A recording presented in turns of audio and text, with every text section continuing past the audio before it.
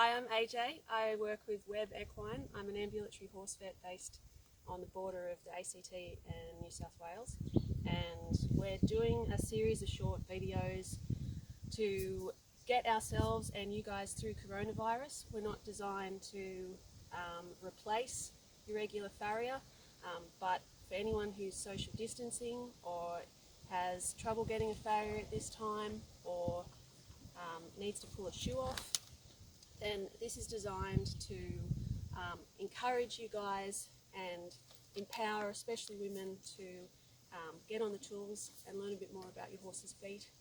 I'm old and lazy and I don't like to work really hard.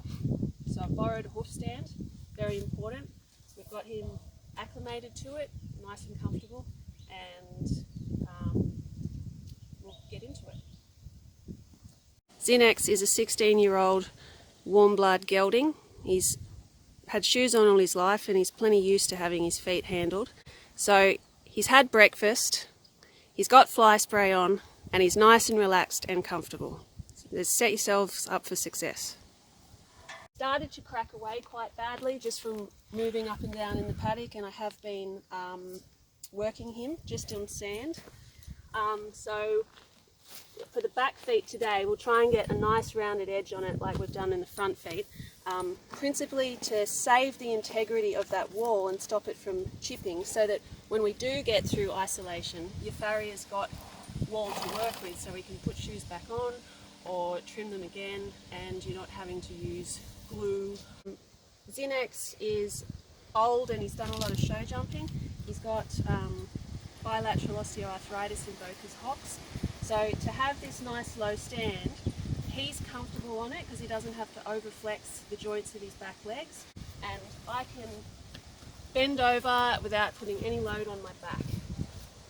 So this old guy's a really good candidate for going barefoot because he has pretty nice thick walls, and because he's been shod for such a long time, he has quite a lot of false sole. So he's got quite a lot of soft sole which I'll be able to pare away so that he's not going to get a stone bruise.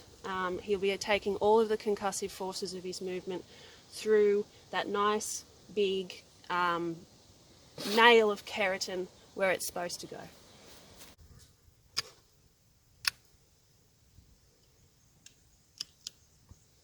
What I've done first of all is to pare away a bit of sole with my hoof knife, so you can see at the front of the toe the white line junction, which is where the sensitive and insensitive laminae join at this point here.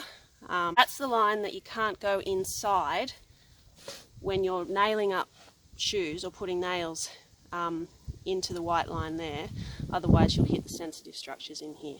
So I've just pared away enough foot so that I can see it.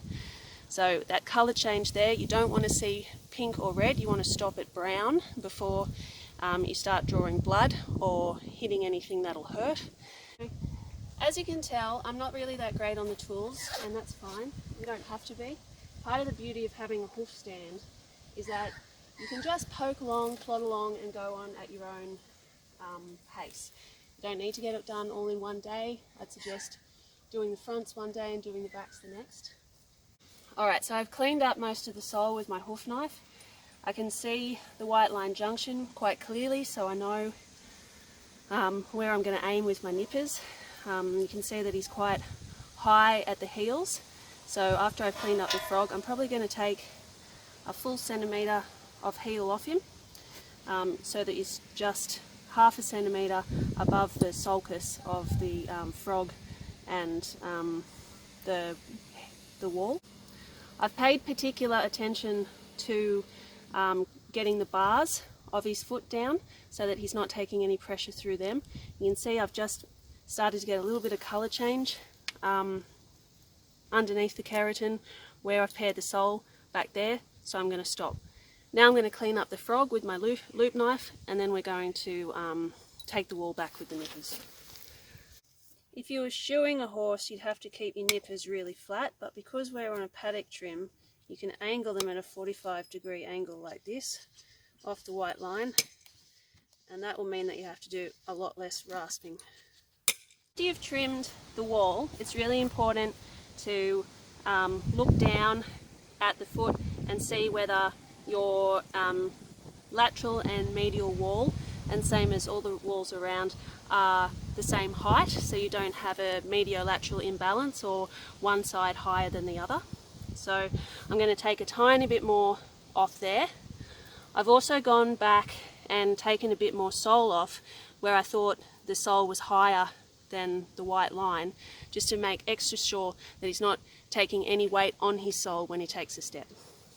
So when you dress the foot, it's a paddock trim, remember. You don't need to take all of the hard callus off the wall. That's only going to weaken the foot and make it more susceptible to cracking. The more finesse and care you can take to this final dressing of the foot, the longer your paddock trim is going to last. Remember, there's a coarse and a fine edge on your rasp. You really want to be using the fine edge mostly for this stuff. And when you do dress the foot, remember that when you're rasping, you don't want to take any material accidentally off near the coronary band, or graze them or give them an ulcer up here. You really only want to be taking surface off from midway down. So this is the final job.